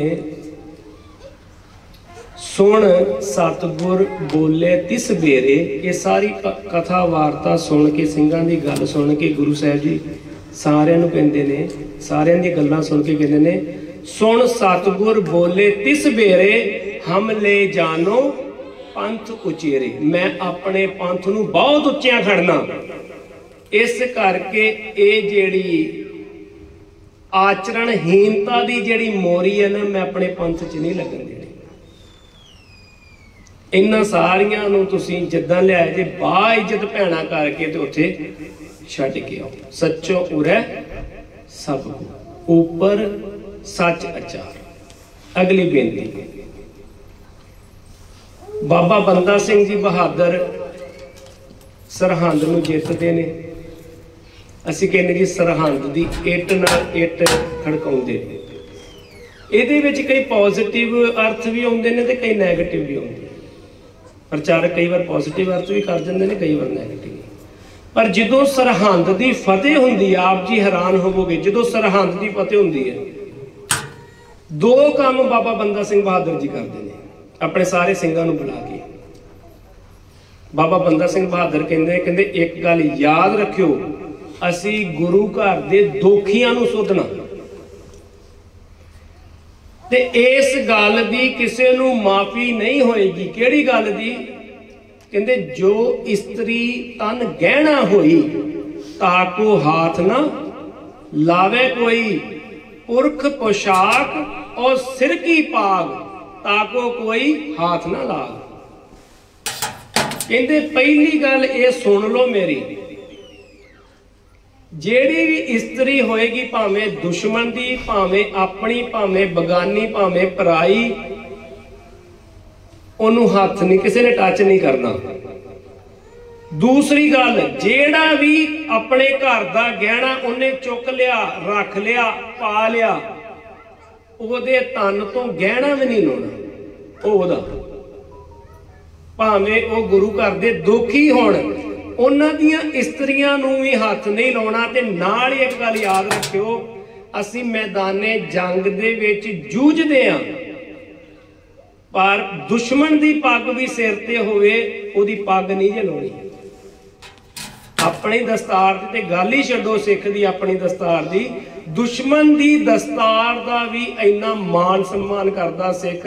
ते 18वीं सदी च सानू ये लिखती मिल जाता कि सिख जिहड़े फारसी स्रोतां दी मैं गल कर रहा, अरबी स्रोतां दी, ਜਿਹੜੇ मुसलमान वीरां ने ਜਿਹੜੇ ਸਾਡੇ दुश्मन आ इतिहास लिखिया, वो लिखते ने कहते जो सिंह मैदाने जंग दे विच अपने दुश्मन नाल जूझते ने ना, ते दुश्मन दी लड़दियां लड़दियां जे पग लथ जे ਜਿਹੜੇ उन्होंने कुप्पे बन्ने हुंदे है, ते सिंह उसे वाले खलो जाते सी। कहते सी पहला चुप के अपनी पग जिहड़ी अपने सिर ते बन ला, मैं तेरे नाल लड़न आया वां, तेरी इज्जत खराब करनी आया। ये आचरण सी। सो बाबा बंदा सिंह बहादुर ही उस वे ये गल ताकीद करते हैं कि सब तो पहली गल, भावें साडे दुश्मन होण, भावें अपने होण, हर एक की जिहड़ी इज्जत है, आबरू उन्होंने बरकरार रखना। पहला फरमान ये जारी किया सी। दूजा जिहड़ा फरमान सी बाबा बंदा सिंह बहादुर का, वो ये सी कि सरहंद फतेह करन तो बाद सब तो पहला जिहड़ी उत्थे कार्रवाई हुई सी, वो खंडे बाटे की पौल तैयार की गई सी ते उत्थे अमृतपान करवाया गया सी। खैर उस तो बाद अगली बेनती मैं करा, सच्चो उरै सब कुछ, क्योंकि अज बहुत वड्डे पद्धर ते किते ना किते ये चीज़ जिहड़ी आ, असीं सेवा भी करते हैं, सिमरन भी करते हैं, बड़े भैन भरा मिलते हैं। वो कहते जी 40 साल हो गए गुरुद्वारे साहब जांदियां नूं, 20 साल हो गए जी नितनेम करदियां नूं, 10 साल हो गए जी सिमरन करदियां नूं, गल नहीं बनी। गुरु के प्यार वालिओ, उन्हां बाल्टियां दे विच, उन्हां भांडियां च ही अमृत टिकदा जिन्ना च छेक ना होवे। इस दी व्याख्या गुरु साहब की बाणी बहुत करती है। उत्तों असी भांडे च अमृत पाई जाइए, जल पाई जाइए, ते उस भांडे दे विच काम, क्रोध, लोभ, मोह, हंकार, हौमे, निंदिया, चुगली, बखीली शेक होए होणगे, नहीं टिकूगा। वो जिहड़ा अमृत दा बाटा है, उहदे विचों अमृत जिहड़ा रुड़ी जाओ। गुरु साहब जी कहते सब तो वड्डा जिहड़ा इहदे विच शेक है ना, गुर दिखलाई मोरी, मोरी दा अर्थ शेख। गुरु ने दसती जित मिर्ग पड़त है चोरी, जिते चोरी चोरी ना मन तरंगा दे नाल आण के सुट लेंदा, कहते वर्क नहीं पिया। एक बेनती मैं होर करदा, आचरण इन्ना जरूरी है। मैनूं माफ करना जे किसी दियां भावनावां नूं ठेस पहुंचे। असीं बड़े नारे मारते, बड़े गर्म गर्म गल्लां भी करते हैं सोशल मीडिया ते, मैं अपनी मत दूजे ते थोपण भी लगदा, बहुत गल्लां करते असीं। गुरु के प्यार वालिओ, गुरु के प्यार का उदों पता लगता जो अमृत वेले गुरु साहब का प्रकाश हुंदा ते किन्ने सिंह पहुंचदे ने। गल्लां बातां च ते असीं सारे जाने राज दीयां गल्लां करते हैं, खालिस्तान की गल सारे करते हैं, पर खालसा नहीं जे कोई भी बनना चाहता। मैं बेनती करदा, मैनूं माफ़ी बख्शो। साडी ते अवस्था यह है कि अरदास दे विच असीं खलोते होइए ते अरदासिया सिंह गुरु साहिब दे सन्मुख कहे ना बोलो जी वाहेगुरू, ते असीं वाहेगुरू इदां बोलदे कि लागले नूं ना किते सुण ज कि वाहेगुरू बोलिया, इन्नी हैजिटेशन होंदी। सो सच्चो उरै सब को। 18वीं सदी दे विच सिंह अबदाली दे नाल 4 जंगां लड़दे ने। वो जंगां दा वेरवा फारसी ग्रंथ एक उहदे विच फारसी राइटर है जिहदा नाम है काजी नूर मुहम्मद। ये अबदाली दे नाल आया सी, अबदाली दी ऑटोबायोग्राफी लिखदा हुंदा सी, लिखारी सी। उसने ये सिंघां दियां 4 जंगां दा वेरवा जिहड़ा है ना लिखिया ते एक ग्रंथ बनाया। उस ग्रंथ का नाम है जंगनामा काजी नूर मुहम्मद। आप जी पढ़ सकते जी, नैट ते पिया, इंग्लिश ट्रांसलेशन इहदी होई है, पंजाबी च भी काव्य रचना च इहदी व्याख्या की गई है। वो जो आन के 4 जंगा देखदा सिंघां नाल अबदाली नाल आउंदा, बाद च अबदाली मर जांदा। वो अपने इलाके दे विच जाके उत्थे मदरसा खोलदा, कॉलेज या स्कूल इस्लाम का। बहुत मन्निया परमन्निया विद्वान। एक दिन वो एक बच्चे नूं पढ़ा रहा, वो बच्चा काजी ने पूछदा, कहंदा काजी साहब तुसीं सिखां नूं जाणदे जे, सिखां बारे मैनूं कुछ दसो। ते वो साडा दुश्मन है, उहदे अंदर इन्नी विरोधता है, तुसीं हैरान होगे। उहदी लेखनी जो पढ़ोगे ना, उहदे ग्रंथ नूं पढ़ोगे जंगनामा नूं, उस सारे जंगनामे दे विच सिखां नूं वो सग लिखदा। मैनूं माफ़ करना, मैनूं शब्द वरतना पैना। सग दे अर्थ हुंदे ने कूकर फारसी दे विच। मैं हुण वो शब्द तुहानूं ठेठ पंजाबी च नहीं बोल सकदा, कूकर शब्द वरतदा क्योंकि दुश्मन है साडा सारे ग्रंथ दे विच। वो कहंदा काजी साहब सिखां बारे कोई गल दसो। वो उसनूं बोलदा सगारा, साग शब्द वरत कहंदा सगारा, की गल दसां तैनूं मैं उन्हां बारे। कहंदे कोई भी गल दसो, तुसीं उन्हां दीयां 4 जंगां वेखियां ने, तुसीं उन्हां दे बारे ग्रंथ लिखिया, कोई गल दसो। कहंदा सगारा। कहंदा कूकरां दी की गल दसां तैनूं। ये गल बोल के रुक जाता। अगली पंक्ति बोलदा मगो सग। कहंदा की गल दसां तैनूं कूकरां दी, सगारा मगो सग, मगर ओ कूकर। तैनूं की गल दसां कूकरां दी, मगर ओ कूकर, सगारा मगो सग। कहंदा सच जानी मैं उन्हां नाल अंदरों बहुत विरोध करदा, क्योंकि मेरे दुश्मन है। मैं वेख्या मैदाने जंग च उन्होंने सानू किदां भाजणा पाईयां। मैं अपने सारे ग्रंथ विच उन्हां नूं कूकर लिखिया, सगारा मगो सग, पर ओ कूकर, ओ कूकर नहीं।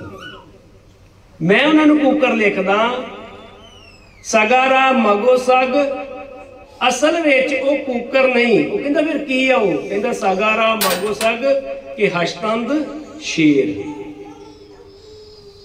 कहंदा मैं उन्हां दा दुश्मन आ, मैं दुश्मनी ना उन्हां नूं कूकर लिखदा, पर सच जानी मेरे बच्चिया सगारा मगो सग कि हशतंद शेर।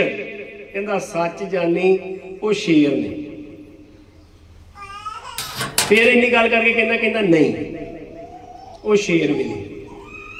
पहला कूकर लिखदा, फिर कहंदा मैं कूकरां दी की गल दसां तैनूं। कहंदा नहीं वो कूकर नहीं, वो शेर ने। कहंदा नहीं वो शेर भी नहीं। कहंदे फिर वो की है? कहंदा जो मैं देखिया वो हुण मैं तैनूं दस्सण लगा।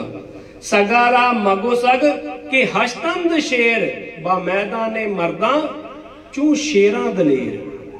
कहंदा सच जानी मेरे पुत्रा, जेड़े कूकरां दी मैं तैनूं गल करन लगा, दस्सण लगा, वो शेर आ, पर नहीं वो शेर भी नहीं। जदों मैं मैदाने जंग विच उन्हां नूं वेख्या, हशतंद चू शेरां दलेर, शेरां तो किते वध दलेर। शेर उन्हां सामने कुछ नहीं। इत्थे गुरु गोबिंद सिंह जी महाराज जी दा सिख जिहड़ा है रोशन सिंह, वो डंडे नाल शेर मार लिआउंदा। आप जी इतिहास पढ़ सकदे, डंडे नाल शेर मार लिआउंदा। गुरु की लाडला वोजा नलुआ हत्था ना शेर मार दिंदे। कहंदे शेर उन्हां सामने कुछ नहीं। भाई केहल सिंह साका ननकाना साहब 8 शेरां दा शिकार किया अपने जीवन दे विच। सगारा मगो सक के हश्तन दे शेर कहंदा नहीं बा मैदाने मरदा चू शेरां दलेर। कहंदे शेरां तो दलेर। ਉਹਦਾ विद्यार्थी 2 मिनट चुप करदा कहंदा काजी साहब संसार दे विच कोई ऐसा नहीं जिहड़ा सानू निभा सके। सच जाणो अज भी नहीं जे निभा सकिया कोई। अमेरिका भी नहीं जे निभा सकिया। आस्ट्रेलिया दी सरकार ने पिछे जे आप जी ज़्यादा पता होगा तुहाडा गवांढी देश है सर्वे किया सी ते उहदे विच दुनिया के जिहड़े महान जरनैल सी उन्हां दी लिस्ट दे विच हरी सिंह नलवा नूं उन्हां ने पहले नंबर ते रखिया सी। आप जी नूं जरूर पता होएगा। उहदा कारण ये सी कि दुनिया दीयां सरकारां जिथे आण के हार जांदियां सी खालसा राज सब तो पहला उत्थों जित प्राप्त करदा। खैर कहंदे काजी साहब उन्हां दी दलेरी दा राज की है। आप जी हैरान हो गए सुन के। ओहदा विद्यार्थी कहंदा काजी साहब वो शेरां तो दलेर ने उन्हां दी दलेरी दा राज की है। गुरु के प्यार वाले काश गुरु साहब कृपा करन ये गुण अज साडे च भी आ जाए। कहंदे सगारा मगो सक के हश्तन दे शेर बा मैदाने मरदा चू शेरां दलेर। कहंदे उन्हां दी मर्दानगी दा राज की दलेरी दा राज की। कहंदा पुत्रा जो मैं एनालिसिस किया 4 जंगां दे विच उन्हां दी दलेरी दा राज जिहड़ा सी ना वो ये सी जनगर जमा अस्त। कहंदा जो मैं वेख्या कहंदा जनगर जमा अस्त वा अस्त पीर। जन दे अर्थ धन धन साहिब श्री गुरु ग्रंथ साहिब महाराज विच ये शब्द 2 अर्थां दे विच आया है। एक जन शब्द जिहड़ा आप जी संस्कृत भाषा का शब्द है जिहदे च असीं दास कह सकते हैं। बिरथे कदे ना होवे जन की अरदास। ते एक ये जिहड़ा है अरबी भाषा फारसी भाषा दे विच जन आउंदा है। ये पैर दे विच बिंदी लगदी इहदे विच उत्थे दे अर्थ बन जांदे ने इस्त्री। जनकर जमा अस्त। काजी नूर मुहम्मद कहंदा पुत्रा इन्हां दी दलेरी दा राज ये है कि मैदाना जंग दे विच मैदाने जंग होवे मैदाने जंग दे विच जनगर जमा अस्त कोई जवान इस्त्री होवे इन्हां दे दुश्मनां दी। मैदाने जंग होवे इन्हां दे हाथ च शस्त्र होवे ये जितन दे होण ये जोरां च होण ते इन्हां दे सामने कोई दुश्मन दी जवान बहुत खूबसूरत इस्त्री आ जाए जनगर जवा अस्त ते ओ गहणियां नाल लद्दी होवे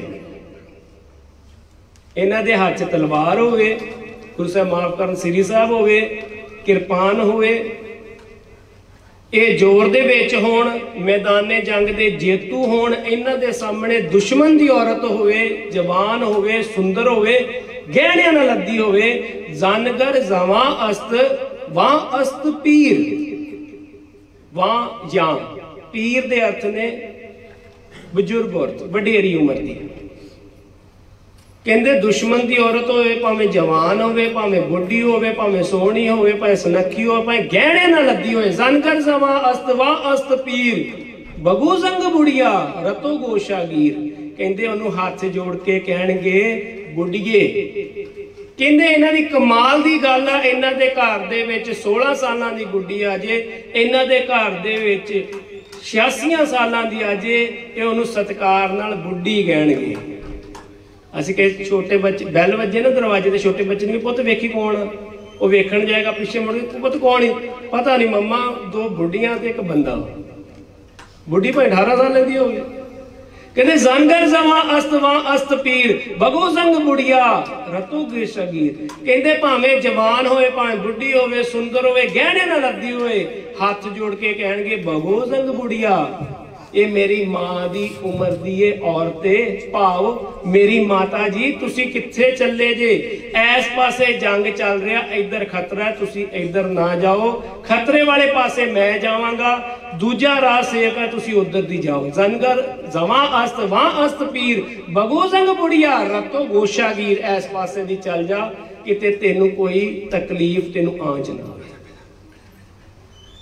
कहता सच जाणियो इन्हां दी दलेरी दा कारण इन्हां दे गुरु वालों बख्शिया इन्हां दा जत सच उच्चा आचरण है जिदे करके ये अज तक इन्नियां तेगा इन्नी दूर तक मार जानगर जवा अस्त वाह अस्त पीर बगो जंग बुट ये साडा दुश्मन कह रहा ये वो सच आचार जिहड़ा गुरु साहब वालों सानू बख्शिया गया। इस तरह की एक होर उदाहरण सानू मिलती है। सिंघां ने 16 बार दिल्ली ते हमला किया, दिल्ली ते काबज होए। सिंघां दा एक मुहावरा सी, दिल्ली मारी बिल्ली मारी एक बराबर। पर तुसी हैरान होगे जो इतिहास पढ़ोगे तो पढ़न की सानू बहुत असी तो कभी स्कूल का सिलेबस नहीं पढ़ के गए, असी कभी स्कूल के पेपर नहीं पढ़ के गए। आईलैट्स की सोचते असी किते किते घाड़ा माड़ा हो गई गल बन गई। बहुत असी पढ़न तो साडा हथ तंग। सच जाणियो ताइयों असी जिहड़ा कोई कहंदा ना मेरे वर्गा मोबाइल ते सच मान लो, क्यों असी नहीं ना पढ़िया।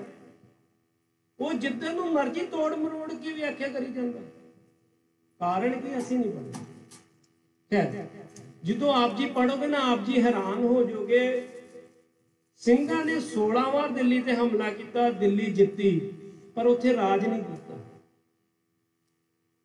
जो सिंघां नूं पुछया गया ना कि तुसीं राज नहीं किया, जस्सा सिंह आलूवालिया जी नूं सुल्तानुल कौम कहंदे सी, कहंदे कि तुहानूं तख्त ते बिठा दिंदे। वो कहंदे ने मैं की करना, वो सब तो पहला आ गए पंजाब। वो कहंदे जे मैं इत्थे रोके इन्हां ने मैनूं तख्त ते बिठा देना। ते कहंदे तां की होया? कहंदा नहीं मैं दरबार साहब दे दर्शनों तो बगैर नहीं सी। दरबार साहब के दर्शन वड्डे ने, दिल्ली का तख्त छोटा, इस करके दिल्ली छड्ड के आ जाते रहे। सरदार बघेल सिंह की उत्थे सेवा लगी कि सारे गुरुद्वारों की सेवा तू करनी। दिल्ली के जिन्ने इतिहासक गुरुद्वारों की सेवा वो सरदार बघेल सिंह जी ने की। उस समय जो दिल्ली जित्ती एक वरतारा वापरदा।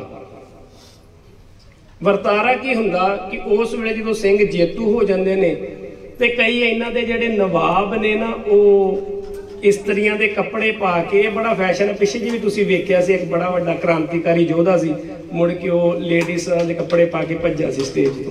पिछे जी गल हुई सी 2 साल हुए। ते वो की करदे सी कि लेडीज दे कपड़े पा के ते कहारां नूं लै के ते डोली दे विच बह के ते डरदे निकल जांदे सी। इस तरह का ही एक डोला जा रहा सी। सिखां ने वेख लिया, सिंघां ने वेख लिया, उन्होंने मन च कि ये कोई नवाब आ जिहड़ा भज्जा जा रहा, इनू फाड़ के ते जथेदार के सामने पेश करते हैं। दिल्ली जित ली सी सिखां ने। इस तरह का वरतारा वापरदा। सिंह जाके उस डोले नू रोकदे, वो डर जाते क्योंकि सिंह जेतू सी उस वेले। जो डोले च देखते तो एक इस्त्री हुंदी, सैमूअल नां दा नवाब होया उस वेले दा जम्मू कश्मीर दा। ओहदी इस्त्री सी ते वो दिल्ली कोई काम वास्ते आई सी, कारज वास्ते आई सी। सिख वेख के शशो पंजे च पै जांदे कि काम बहुत खराब हो गया, असी गलती दे नाल डोला जिहड़ा रोक लिया। सारे जने फैसला करते, कहते इस तरह करो हुण इहनूं जथेदार साहब को लैके जाइए, वो जो हुक्म करेंगे। साडे वांगू नहीं कि उस वेले रफा दफा उस वेले कर देंगे। पंजां सिंघां दी अहमियत सी, अज भी है जिहड़े गुरसिख करते हैं। सरदार बघेल सिंह को लैके जाते हैं, वो कहते जी जथेदार साहब साडे को आ गलती होगी, सानू पता नहीं सी, असीं सोचा कि कोई नवाब भेस वटा के जा रहा। सरदार बघेल सिंह जी कहते ने, कहते बीबा तुहाडे मन च की है, तुसीं इत्थे रहना चाहुंदे जे कि तुसीं वापस जाना चाहुंदे, तुहाडे मन की गल दसो। कहते जी जथेदार साहब मैं वापस अपने इलाके च जाना चाहुंदा। कहते कित्थे? कहते जम्मू कश्मीर च। गल कित्थे दी? दिल्ली दी। कहते जी कोई गल नहीं। सिखां दा एक जत्था दे के कहते भैणे तू किसी गल की चिंता नहीं करनी, असीं तेरे वीर हाँ, ये तेरे वीर हुण दिल्ली तो तेनू जम्मू कश्मीर छड्ड के आउणगे। सच्चों उरै सब को ऊपर सच आचार। ते इतिहास ये गल दसदा कि सिंह जिहड़े दिल्ली तो उस बीबा नू जम्मू कश्मीर उहदे घर हिफाजत नाल छड्ड के आउंदे। इस चीज़ का तो आप जी नूं 2200 गुड्डियां का भी पता कि किस तरह सिखां ने वो गुड्डियां छड़ा के घर तक पहुँचाइयां। खैर पिछे जी एक फिल्म आई सी, ना सी उहदा पानीपत, उहदे च सिखां दा जिहड़ा वो रोल सी गुड्डियां दा छडाउण वाला उन्होंने कट ही दिता सी। वो किसी हिंदू राजे का नाम पा के उहदे च पाता सी। असीं अवेयर नहीं, असीं एक दूजे नूं बहुत गालां कढदे हां WhatsApp Facebook ਤੇ ਜੇ ਉਹ ਜਿਹੜੇ ਕਾਰਜ ਕਰਨ ਵਾਲੇ ਉਧਰ ਮੂੰਹ ਨਹੀਂ ਕਰਦਾ ਕੋਈ ਕਿ ਆ ਗਲਤ ਕੀਤਾ ਜੀ, ਇਤਿਹਾਸ ਤੇ ਆ ਹਾਮੀ ਭਰਦਾ, ਇਹਨਾਂ ਨੇ ਗਲਤ ਫਿਲਮ ਜਿਹੜੀ ਫਰਮਾਈ ਆ, ਉਸ ਪਾਸੇ ਕੋਈ ਨਹੀਂ ਹੁੰਦਾ, ਆਪੋ ਚ ਹੁੰਦੇ ਅਸੀਂ। ਖੈਰ, ਸੋ ਸਰਦਾਰ ਬਘੇਲ ਸਿੰਘ ਜੀ ਦੇ ਦਿਸ਼ਾ ਅਨੁਸਾਰ, ਦਿਸ਼ਾ ਆਦੇਸ਼ ਅਨੁਸਾਰ ਸਿੰਘ ਜਿਹੜੇ ਆ ਜੰਮੂ ਕਸ਼ਮੀਰ ਚ ਉਸ ਭੈਣ ਨੂੰ ਛੱਡ ਕੇ ਆਉਂਦੇ ਆ। ਤੇ ਇਸੇ ਕਾਰਨ ਹੀ ਜਦੋਂ ਅਖੀਰੀ ਵਾਰ ਦਿੱਲੀ ਤਖਤ ਛੱਡੇ ਜਾਂਦਾ, ਉਹ ਵੀ ਇਸੇ ਕਾਰਨ ਹੀ ਕਿ ਸਰਦਾਰ ਬਘੇਲ ਸਿੰਘ ਦਿੱਲੀ ਤਖਤ ਤੇ ਜਿਹੜੇ ਉਸ ਵੇਲੇ ਕਾਬਲ ਸਨ, ਉਸ ਦੀ ਨਵਾਬ ਦੀ ਘਰ ਵਾਲੀ ਜਿਹੜੀ ਸੀ, ਉਹਨੂੰ ਸਰਦਾਰ ਬਘੇਲ ਸਿੰਘ ਨੇ ਭੈਣ ਬਣਾਇਆ ਸੀ। ਤੇ ਉਹਨੇ ਜਦੋਂ ਕਿਹਾ ਕਿ ਵੀਰਿਆ ਮੈਂ ਤੇਰੇ ਕੋਲ ਕੁਝ ਮੰਗਣਾ ਚਾਹੁੰਦੀ ਆ, ਤੇ ਕਹਿੰਦਾ ਕੋਈ ਗੱਲ ਨਹੀਂ, ਮੰਗ ਭੈਣੇ ਕੀ ਚਾਹੀਦਾ? ਕਹਿੰਦੇ ਦਿੱਲੀ ਦਾ ਰਾਜ ਦੇ ਦੇ। ਜਿਹੜੀ ਦਿੱਲੀ ਜਿੱਤਣ ਵਾਸਤੇ ਏਸ਼ੀਆ ਦੀਆਂ ਸਰਕਾਰਾਂ ਤਰਸਦੀਆਂ ਨੇ, ਸਿੰਘ ਉਸ ਦਿੱਲੀ ਨੂੰ ਜਿੱਤ ਲੈਂਦੇ ਨੇ।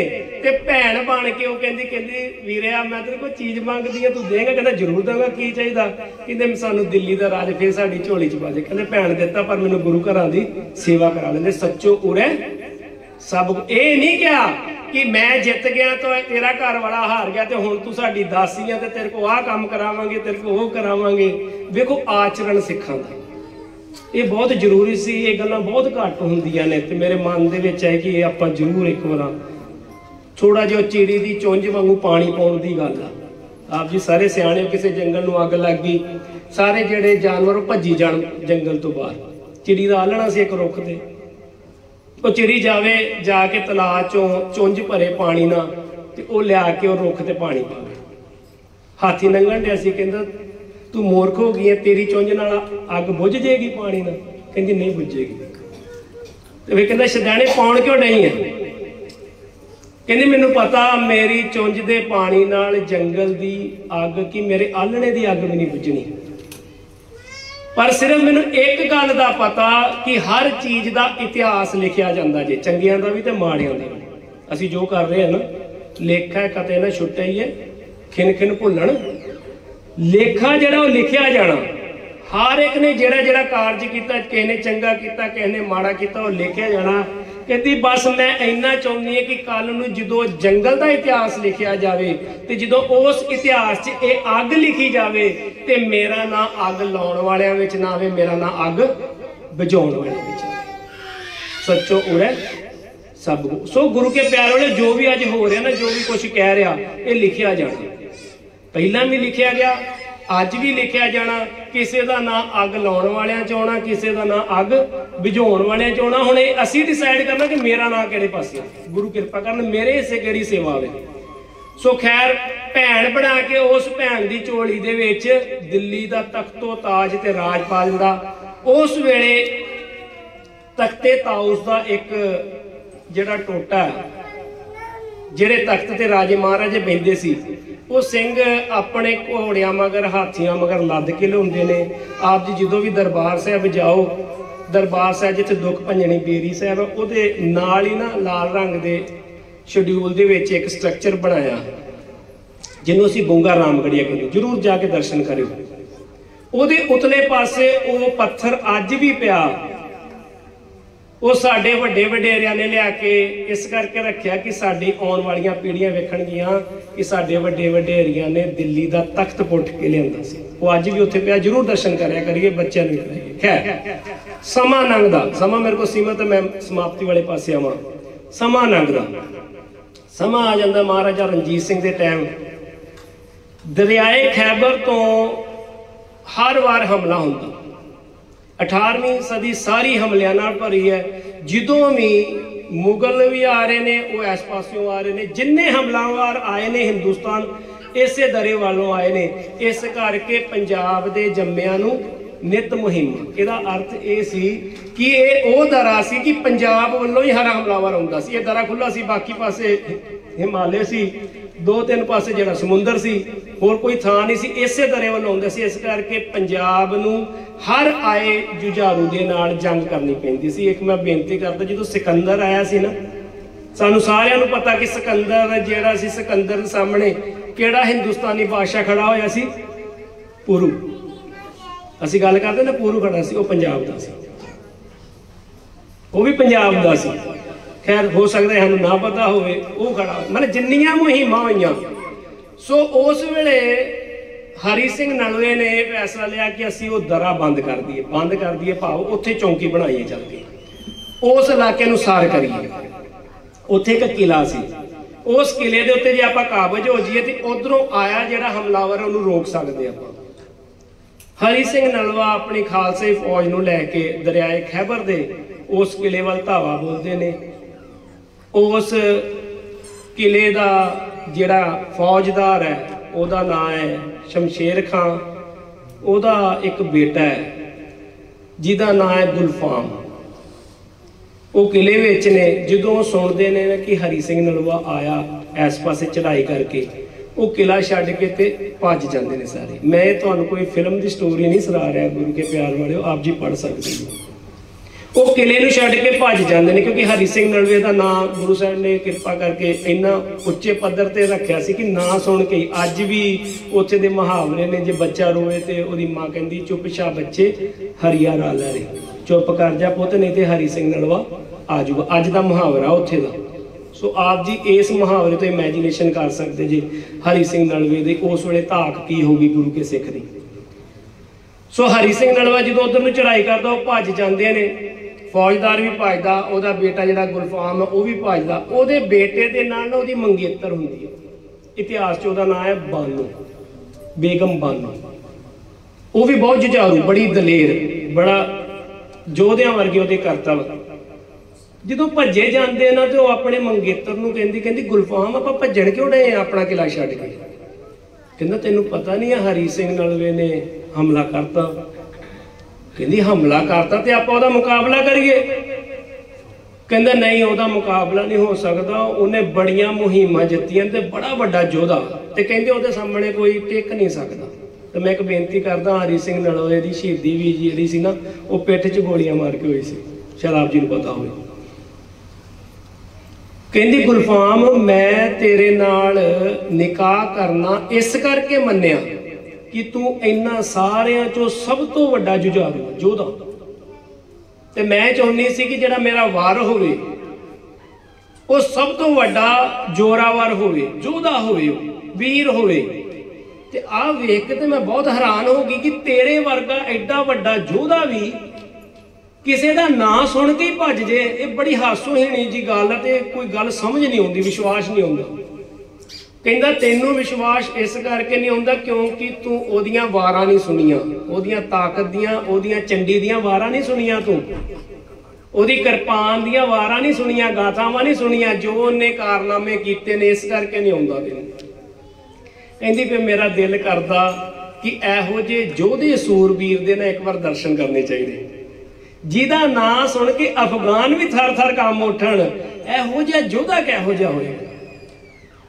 वो कहंदा तू पागल हो गया, दुश्मन आ, बगाने आ, सानू छड्डणगे नहीं, सानू मौत दे घाट उतार देने।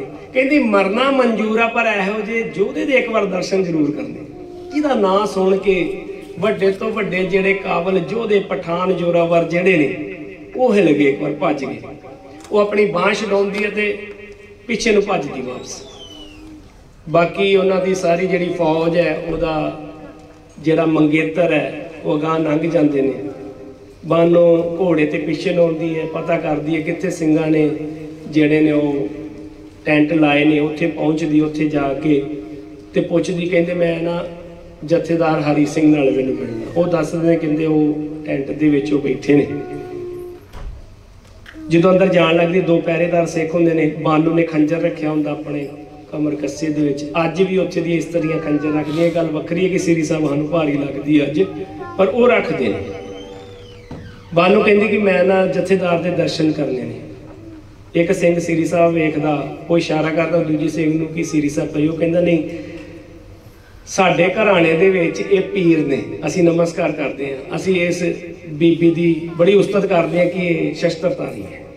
वो कहते जी अंदर है जथेदार साहब, तुसीं बैठ जाओ। ये बानो जो अंदर जाती है, जथेदार हरी सिंह नलवा उस वेले रहरा साहब जी के पाठ कर रहे होंगे ने। ये बैठ जाती है, देखती की कर रहे हैं। सारा रहरा साहब जी का पाठ संपूर्ण करके अरदासा सोध के जिहड़ी चादर ते बैठे होंगे ने उन्होंने जोड़ के ते रखते ने ते हाथ जोड़ के कहते कहते आओ बीबा किधर आए असी की सेवा कर सकते हैं तुहाडी। कहंदी तुसी साडे देश ते हमला क्यों कीता? कहंदे जी असी किसी देश ते हमला नहीं कीता, असी सिर्फ अपने देश नूं सेव करने वास्ते इत्थे जिहड़ा किले दे विच मौजूद रहना, चौकी बना के। कहंदी तुसी कौन जे? कहंदे जी असी सिख हो। अच्छा कहते कहते बड़ी नानक दे सिख, क्योंकि पहले पातशाह के प्रचार तो लैके 18वीं सदी दी तेगां तक एशिया के बड़े थावां दे विच सिखां दीयां जिहड़ियां वारां जिहड़ियां गूंज गईयां सी। कहते हाँ असी गुरु नानक पातशाह जी के दर दे सिख हां। कहते अच्छा ठीक है। कहते मैं ना तुहाडे कोल कुछ मंगना चाहुंदा। हरि सिंह नलवा कहते जरूर, पहला दसो तुसी कौन हो? कहते मैं बानो हाँ, इस फौजदार की होने वाली नौ ਉਹਦੇ बेटे दे नाल मेरा मंगना होया सी, वो भज गए तो मेरे मन च सी कि मैं तुहाडे दर्शन करा, तो मैं जोधे वीरां दा बहुत सत्कार करती हूँ। हरि सिंह नलवा जी कहते कहते बहुत चंगी गल है बीबा, तो कहती इसे करके मेरे मन दे विच है कि मेरी कुख तो भी जिहड़ा बालक जन्म लवे वो दुनिया का सब तो वड्डा योद्धा बने। इसे करके मैं ਉਹਦੇ ਨਾਲ ਗੁਲਫਾਮ ਦੇ ਨਾਲ ਨਿਕਾਹ ਕਰਨਾ ਮਨਜ਼ੂਰ ਕੀਤਾ ਸੀ ਕਿ ਉਹ ਬਹੁਤ ਵੱਡਾ ਯੋਧਾ ਹੈ। ਹਰੀ ਸਿੰਘ ਨਲਵਾ ਕਹਿੰਦੇ ਕਹਿੰਦੇ ਬੀਬਾ ਉਹ ਅਕਾਲ ਪੁਰਖ ਵਾਹਿਗੁਰੂ ਬਹੁਤ ਬੇਅੰਤ ਹੈ, ਤੂੰ ਨਮਾਜ਼ ਪੜ੍ਹ ਕੇ ਨਾ ਉਸ ਪਰਮਾਤਮਾ ਦੇ ਅੱਗੇ ਦੁਆ ਕਰਿਆ ਕਰ, ਅਰਦਾਸ ਕਰਿਆ ਕਰ, ਉਹ ਤੈਨੂੰ ਬਹੁਤ ਵੱਡਾ ਯੋਧਾ ਜਿਹੜਾ ਬੇਟੇ ਦੇ ਰੂਪ ਦੇ ਵਿੱਚ ਪ੍ਰਦਾਨ ਕਰੇ। ਫਿਰ ਕਹਿੰਦੀ ਕਹਿੰਦੀ ਨਹੀਂ ਹਰੀ ਸਿੰਘ ਜੀ ਤੁਸੀਂ ਮੇਰੀ ਗੱਲ ਸਮਝੇ ਨਹੀਂ। कहते की? कहते मैं चाहती हाँ कि तुहाडे वर्गा योद्धा होए जिहदा नाम सुन के दुश्मन किले छड्ड के भज जाण। कहंदा बीबा मेरे वर्गा की तू परमात्मा दे दर दे उत्ते अरदास बेनती कर, मेरे नालों वड्डा योद्धा तैनूं परमात्मा परमेश्वर वाहिगुरू दे दे। कहंदी नहीं मैनूं तुहाडे वर्गा योद्धा चाहिए। कहंदा मैं तुहाडा मतलब नहीं समझिया। कहंदी मैं तुहाडे नाल निकाह करना चाहुंदी। इन्नी गल हरी सिंह जी नलवा सुनते ने ते लागे सिरी साहब पाई होंगी, सिरी साहब फड़ के थोड़ी जी म्यान चो बाहर कढ़ते ने। कहंदा बानो अज तक इतिहास गवाह है कि सिख दी सिरी साहब दे नाल किसी इस्त्री दी धौण धाड़ नालों वख नहीं हुई, पर सच जानी जे ये गल तू दोबारा इस शामियाने दे विच कह दित्ती ते ये गल मेरे कन्न बर्दाश्त नहीं करनगे ते मेरे कन्ना तक ये गल पहुंचण तो पहले ही जिहड़ा वार हो जाना ते तेरा सिर जिहड़ा वखरा हो जाना ते तू उठ के ते बाहर चले जा। बानो उठदी है, अखां च अथरू लियाउंदी है, जांदी जांदी कहंदी कहंदी कि मैं अपने वड्डे वडेरियां तो सुनिया सी कि बाबे नानक दे दर तो कोई खाली नहीं जाता, जिहदी भी कोई आस मुराद हुंदी है उहदी आस मुराद पूरी हुंदी है। पर इतिहास मेरे वर्गी कर्मा तो हीणी भागहीन बानो का नाम लिखेगा कि कोई बानो इस दर ते आई सी, उन्हें एक गुरु दे सिख को कोई मंग मंगी ते ओदी झोली इस दर तो भी नहीं भरी गई। जो हरी सिंह नलवा इन्नी गल सुनदा पिछों आवाज मारदा कहंदा बानो उरा मेरी गल सुन के जाई। बानो वापस आउंदी उन्होंने बिठाउंदा मंजे ते बैठ जांदी। कहंदा बानो तू ये चाहुंदी है ना कि तेरी कुखों हरी सिंह नलवे वर्गा योद्धा पैदा हुए, तेरी यही आस मुराद है? कहंदी हाँ जी मेरी यही आस मुराद है। जेड़ी चादर दे उत्ते हरी सिंह नलवा जी पाठ कर रहे सन, जिहड़ी उन्होंने फोल्ड करके लागे रखी सी, उस चादर नूं चुक के ते बानो दे सिर दे उत्ते रख दिंदा। बानो दे पैरां नूं हथ ला के कहंदा कहंदा बानो अज तो तू मेरी धर्म दी मां ते हरी सिंह नलवा तेरा धर्म दा पुत्र। हरी सिंह नलवे वर्गा योद्धा क्यों होवे, हरी सिंह नलवा क्यों ना हो? गुरु के प्यार वालिओ आप जी इतिहास पढ़ के वेखियो, उस तो बाद सारी उम्र हरी सिंह नलवा उस बानो नूं मां कहंदा जिहड़ी उम्र दे विच उहदे नालों 4 साल छोटी। ये गुरु का सिद्धांत आ। गुरु के घर दे विच गुरु नालों 7 साल वड्डी या 5 साल वड्डी इस्त्री आउंदी जिहड़ी जहां दा नूर है, गुरु साहब उस नूं पुत्री कहंदे ने। पर उस गुरु दे सिख दे दर दे उत्ते जदों 4 साल वड्डी होवे 4 साल छोटी ਉਹਦੇ ਦਰ ਤੇ ਹੁੰਦੀ ਹੈ ਤੇ ਹਰੀ ਸਿੰਘ ਨਲਵਾ ਉਸ ਨੂੰ ਆਪਣੀ ਮਾਂ ਬਣਾਉਂਦਾ। ਇਹ ਬਾਨੋ ਬਾਅਦ ਚੋਂ ਅੰਮ੍ਰਿਤਪਾਨ ਕਰਕੇ ਗੁਰਸ਼ਰਨ ਕੌਰ ਬਣਦੀ। ਫਿਰ ਇਹ ਸਿੱਖਾਂ ਦੀ ਫੌਜ ਦੇ ਵਿੱਚ ਇਹ ਸੇਵਾ ਕਰਦੀ। ਉਸ ਵੇਲੇ ਜਾਸੂਸੀ ਕਰਕੇ, ਕਿਉਂਕਿ ਉਸ ਇਲਾਕੇ ਦਾ ਇਹਨੂੰ ਬਹੁਤ ਪਤਾ ਹੁੰਦਾ, ਉੱਥੇ ਦੀ ਭਾਸ਼ਾ ਵੀ ਹੁੰਦੀ। ਸਾਰੀ ਉਮਰ ਫਿਰ ਇਹ ਸਿੱਖੀ ਦੀ ਸੇਵਾ ਕਰਦਿਆਂ ਆਪਣਾ ਸਾਰਾ ਸਵਾਸ सिखी दे लेखे लाउंदी है। गुरु के प्यार वाले गुरु साहब जी कृपा करन, ये सच्चो पूरा सब को ऊपर सच आचार, ये गुण गुरु साहब जी साडे जीवन दे विच भी बख्शिश करन। बोलदे एक नहीं अनेक प्रकार